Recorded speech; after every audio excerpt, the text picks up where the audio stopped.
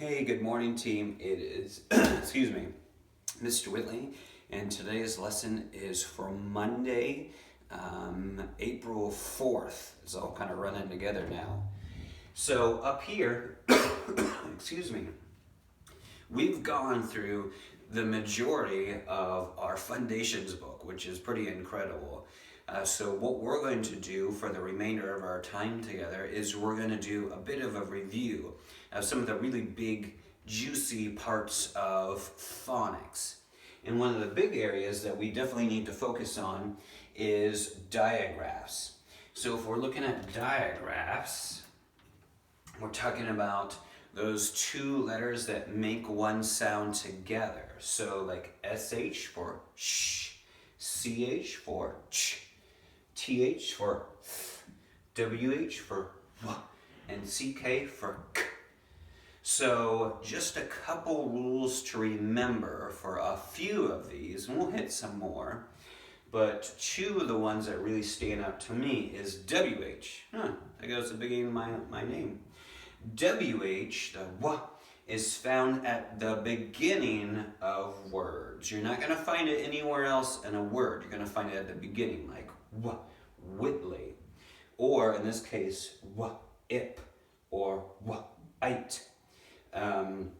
Don't forget that we circle those digraphs if we need to. For whip, it's a one syllable, it's a short I, so we give it a breathe. It's closed off, so we by that P because it makes that short I. Now for CK, we've actually looked at CK a lot last week. CK is found at the end of the word when we hear that k sound. So some examples like quick, or in this case, shack.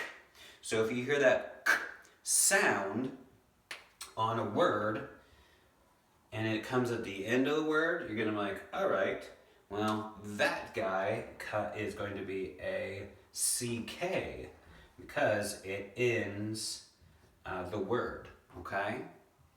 So if we were together in math, we'd still be looking at 2D shapes, but what we would be talking about is a teaser for what you'd be learning in third grade, which is called area. Now we're going to hit a little bit of area in second grade, but you're really going to dive into it when you get to third grade. So area is the amount of space inside something, a shape. So if we wanted to find the area of my board here, we'd be finding how much space is in the inside of this board. Now over here, we're looking at a rectangle, obviously. And we're going to talk about our rows and our columns. Now you and I have looked at rows and columns before.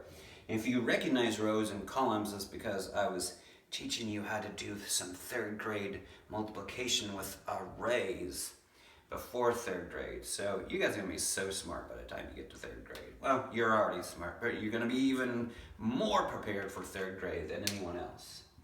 So our rows go across. Well, how many rows do we have? We have one row here and two rows there. So we would have two rows.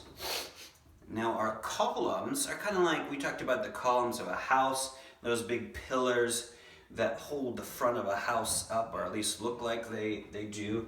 Columns go up and down. So here's 1, 2, 3 columns. So we put 3 columns. Now this is just like a multiplication problem.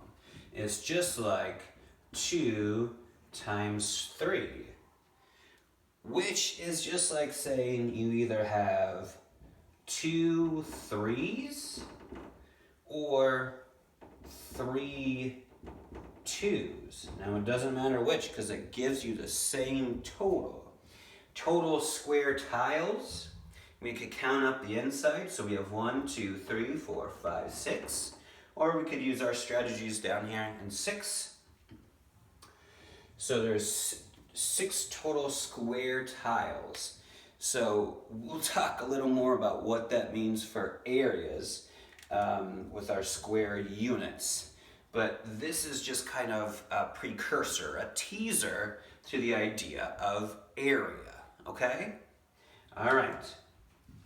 So last week we were reading a book. It was a kid's guide that talked about nutrition and food and the foods that are good and healthy for us to eat and the things that your body needs, like water and vitamins and minerals and proteins and fats and carbohydrates, calcium, things like that, okay? So this book is called The Digestive System. So take a second and look at this one, especially the cover, because it can typically give you a hint as to what type of book this is.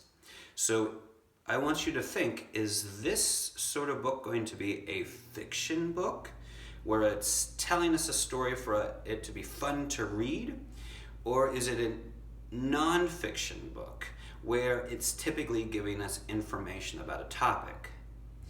Well, if you said non-fiction, which we use the rule, non-fiction stands for not fake, you're right, it is non-fiction, and it is informational, and it's giving us information about our digestive system.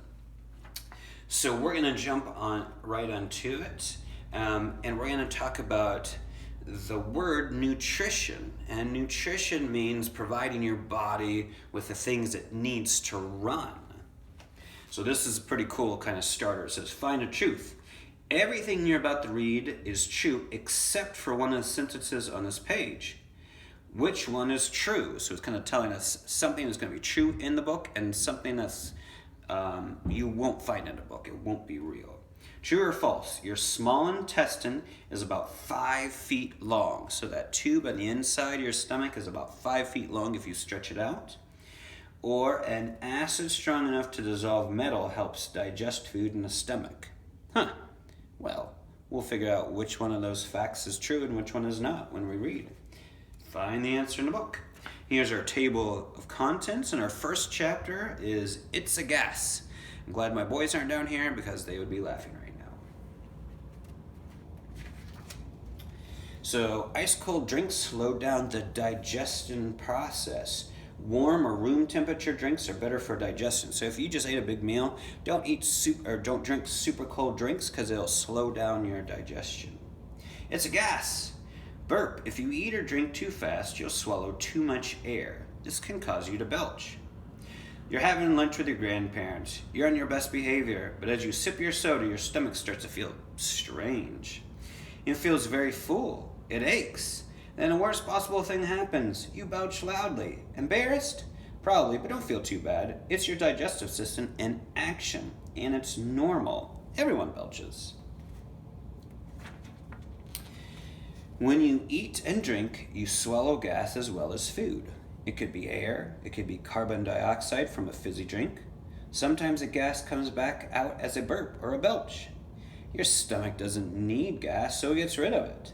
What it needs is food. Food is a fuel that provides you with energy. Your body needs energy for moving, breathing, and even thinking. Drinking bubbly drinks through a straw is a recipe for belching. You take in air through the straw as well as carbon dioxide from the drink, and we actually did an experiment with carbon dioxide. Your digestive system slows down at night. However, as it keeps breaking down food even while you're sleeping. That's pretty amazing. Your digestive system breaks food into small units, parts that can be used by your body. Whatever you can't use is passed out of your body as waste. Bacteria in your system change part of the waste into gas. Some of this gas is absorbed into your body, but other gases are released out of your digestive system. This may seem embarrassing, however, all people have gas in their digestive tract. So it says it's perfectly normal to pass gas as many as 20 times a day. Oh my goodness. Food to gas. If my boys saw the beans, they'd have a song for that. Some foods cause people to have more gas than other foods do. Beans, for instance, are not completely digested by your small intestine. When the beans reach your large intestine, bacteria begins to feed on them. The bacteria produces large amounts of gas in the process. Most gas passes quietly, but sometimes it builds up pressure. It comes out at high speeds. This creates that familiar sound. Foods such as eggs and meat contain a lot of sulfur. When the bacteria in your stomach feed on those foods, they produce gases that smell like rotten eggs. Phew! Lovely.